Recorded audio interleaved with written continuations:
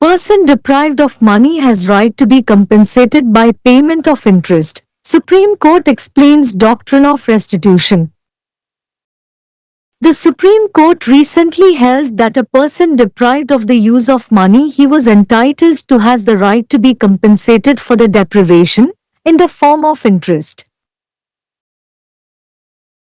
Thus, when a person is deprived of the use of his money to which he is legitimately entitled, he has a right to be compensated for the deprivation, which may be called interest or compensation. Interest is paid for the deprivation of the use of money in general terms which has returned, or compensation for the use or retention by a person of a sum of money belonging to other. The court observed. The court explained that interest is paid as compensation to address the unjust enrichment of one person at the expense of another without legal justification, preventing the rightful owner from using their money. The purpose of paying interest as compensation is to restore the affected party to the position they would have been in if the money had been returned promptly.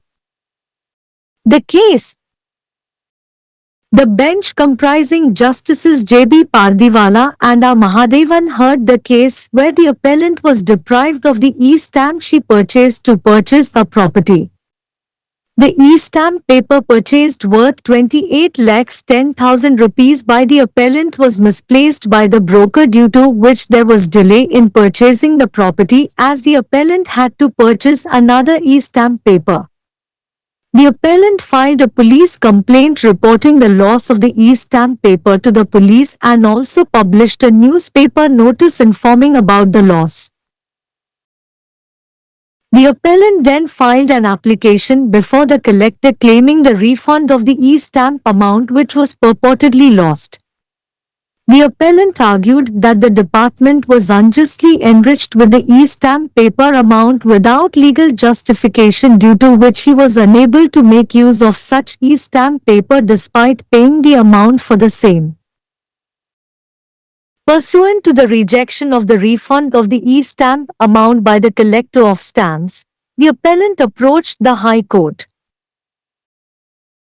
The High Court ordered the refund of the e-stamp amount to the appellant but denied interest on the deprivation of the use of the e-stamp amount for purchasing its property.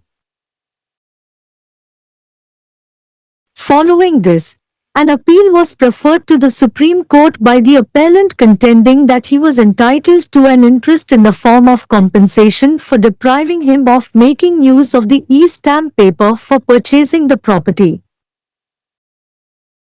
In other words, the appellant argued for the applicability of the doctrine of restitution, stating that he should be restored to the original position that has been lost to him.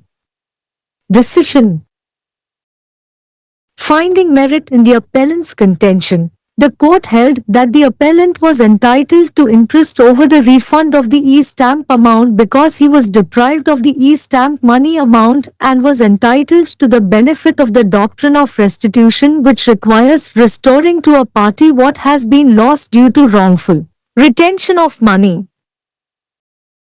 Explaining the concept of restitution, the court observed, if on facts of a case, the doctrine of restitution is attracted, interest should follow.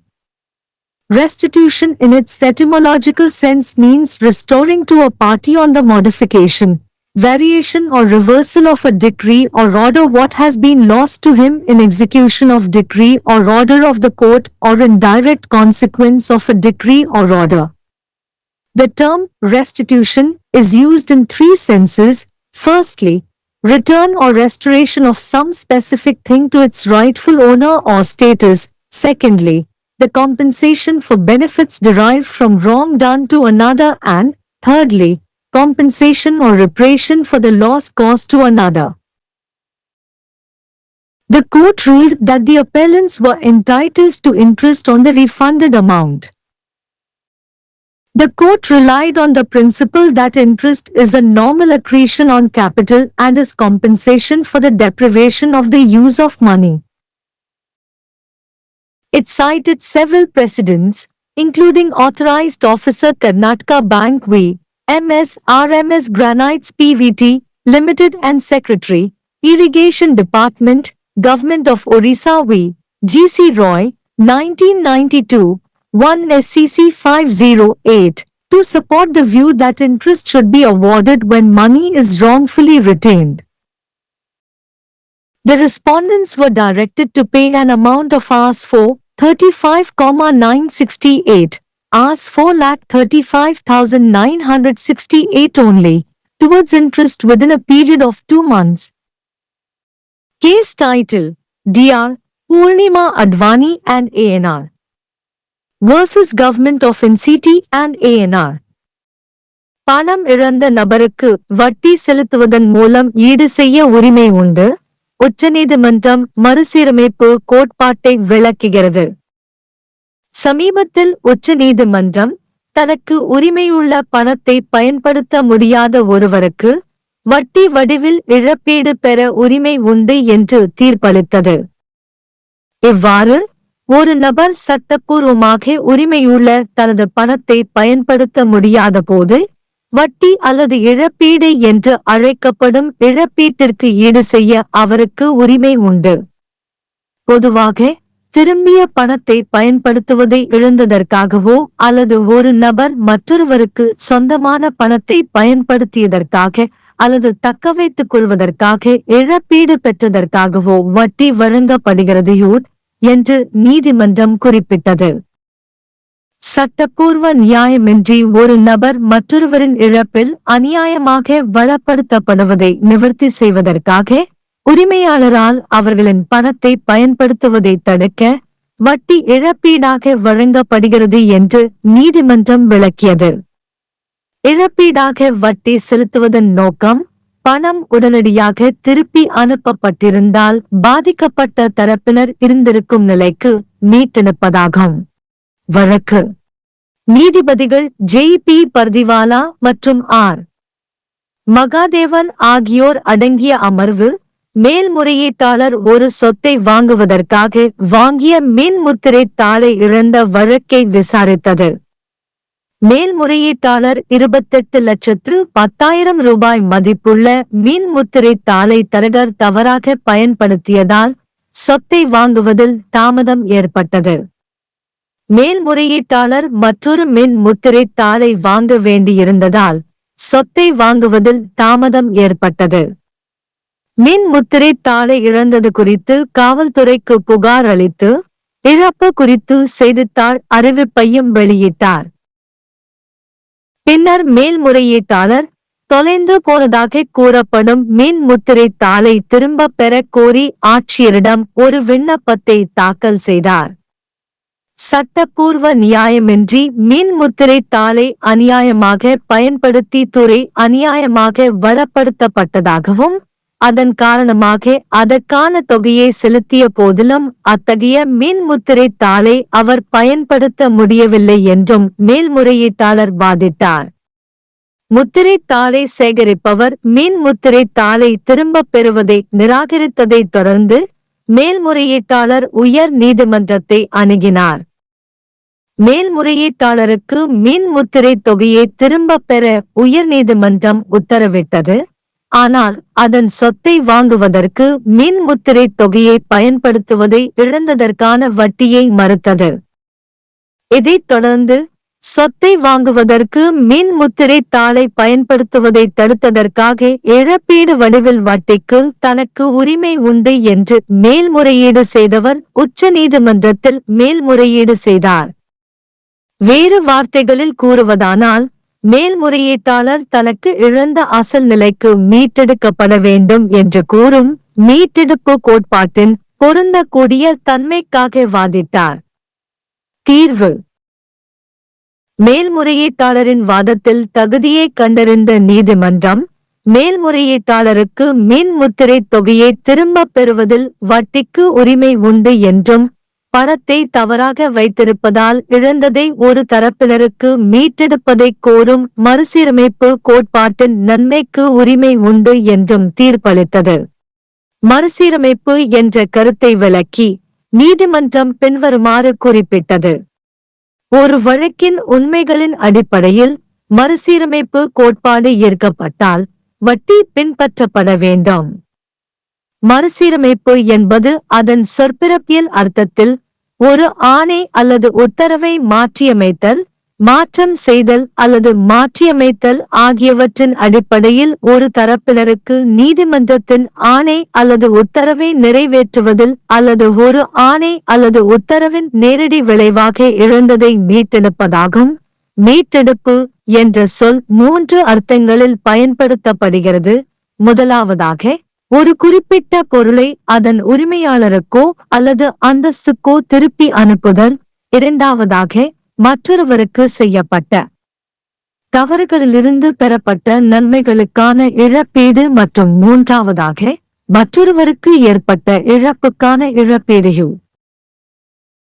மேல்முறையீட்டாளர்கள் திரும்பப் பெறப்பட்ட தொகைக்கு வட்டி பெற உரிமை உண்டு என்று நீதிமன்றம் தீர்ப்பளித்தது. வட்டி என்பது மூலதனத்தின் மீதான ஒரு சாதாரண திரட்டல் மற்றும் பணத்தை பயன்படுத்துவதை இழப்பீடு செய்வதற்கான இழப்பீடு என்ற கொள்கையை நீதிமன்றம் நம்பியிருந்தது. அங்கீகரிக்கப்பட்ட அதிகாரி கர்நாடகா வங்கி MSMUS கிரானைட்ஸ் PVT Ltd உட்பட பல முன்னுதாரணங்களை இது மேற்கோள் காட்டியது. லிமிடெட் மற்றும் செயலாளர், நீர்ப்பாசனத்துறை, ஒரிசா அரசு VGC ராய் 1992 1 SCC 508 பணம் தவறாக தக்கவைக்கப்படும் போது வட்டி வழங்கப்பட வேண்டும் என்ற கருத்தை ஆதரிக்கிறது. 2 மாத காலத்திற்குள் வட்டியாக ரூபாய் 4,35,968 ரூபாய் 4,35,968 மட்டும் தொகையை செலுத்துமாறு பிரதிவாதிகளுக்கு உத்தரவிடப்பட்டது. வழக்கு தலைப்பு: doctor Purnima Advani AUNUR versus NUCT AUNUR। धन से वंचित व्यक्ति को ब्याज के भुगतान से मुआवजा पाने का अधिकार है। सर्वोच्च न्यायालय ने प्रतिपूर्ति के सिद्धांत की व्याख्या की। हाल ही में सर्वोच्च न्यायालय ने माना कि जिस व्यक्ति को धन के उपयोग से वंचित किया जाता है, जिसका वह हकदार है, उसे ब्याज के रूप में वंचितता के लिए मुआवजा पाने का अधिकार है। इस प्रकार जब कोई व्यक्ति अपने धन के उपयोग से वंचित होता है, जिसका वह वैध रूप से हकदार है, तो उसे वंचितता के लिए मुआवजा पाने का अधिकार है, जिसे ब्याज या मुआवजा कहा जा सकता है। सामान्य शब्दों में धन के उपयोग से वंचितता के लिए ब्याज का भुगतान किया जाता है, जो किसी व्यक्ति द्वारा किसी अन्य व्यक्ति की राशि के उपयोग या प्रतिधारण के लिए मुआवजा या मुआवजा है। न्यायालय ने टिप्पणी की। न्यायालय ने स्पष्ट किया कि ब्याज का भुगतान मुआवजे के रूप में किया जाता है, ताकि कानूनी औचित्य के बिना किसी अन्य व्यक्ति की कीमत पर एक व्यक्ति के अन्यायपूर्ण संवर्धन को संबोधित किया जा सके, जिससे सही मालिक को अपने धन का उपयोग करने से रोका जा सके। मुआवजे के रूप में ब्याज का भुगतान करने का उद्देश्य प्रभावित पक्ष को उस स्थिति में पुनर्स्थापित करना है, जिसमें वे तब होते जब धन तुरंत वापस कर दिया जाता। मामला न्यायमूर्ति JB पारदीवाला और R महादेवन की पीठ ने उस मामले की सुनवाई की जिसमें अपीलकर्ता को संपत्ति खरीदने के लिए खरीदे गए स्टाम्प से वंचित कर दिया गया था। अपीलकर्ता द्वारा खरीदे गए 28,10,000 रुपए मूल्य के स्टाम्प पेपर को ब्रोकर ने खो दिया था, जिसके कारण संपत्ति खरीदने में देरी हुई क्योंकि अपीलकर्ता को एक और स्टाम्प पेपर खरीदना पड़ा। अपीलकर्ता ने पुलिस में स्टाम्प पेपर के खो जाने की रिपोर्ट दर्ज कराई और नुकसान की सूचना देते हुए एक समाचार पत्र में नोटिस भी प्रकाशित किया। इसके बाद अपीलकर्ता ने कलेक्टर के समक्ष एक आवेदन दायर किया, जिसमें कथित रूप से खोई गई स्टाम्प राशि की वापसी का दावा किया गया।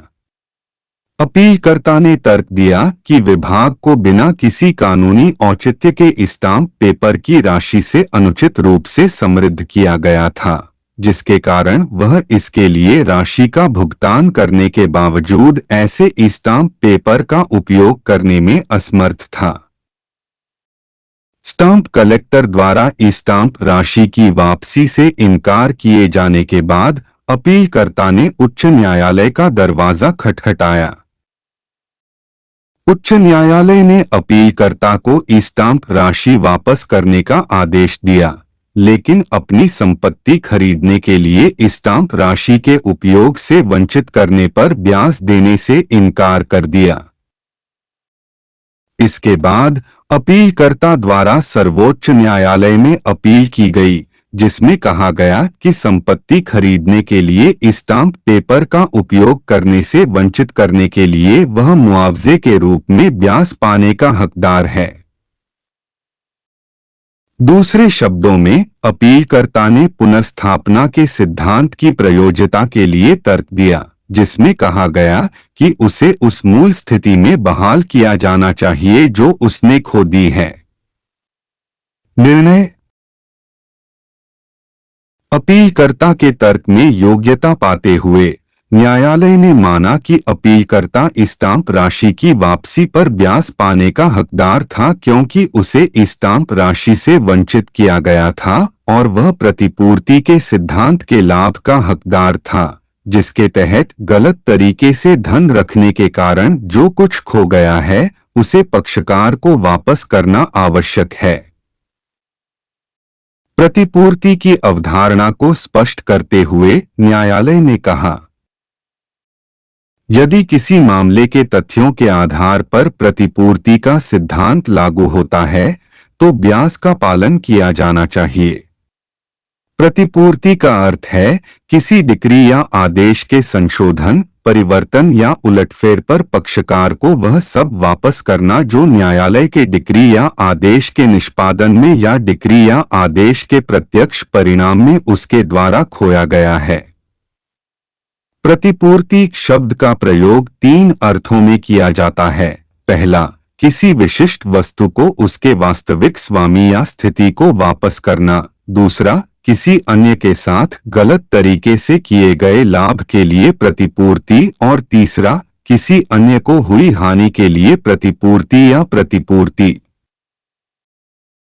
न्यायालय ने फैसला सुनाया कि अपीलकर्ता वापस की गई राशि पर ब्याज पाने के हकदार हैं। न्यायालय ने इस सिद्धांत पर भरोसा किया कि ब्याज पूंजी पर एक सामान्य वृद्धि है और धन के उपयोग से वंचित होने के लिए मुआवजा है।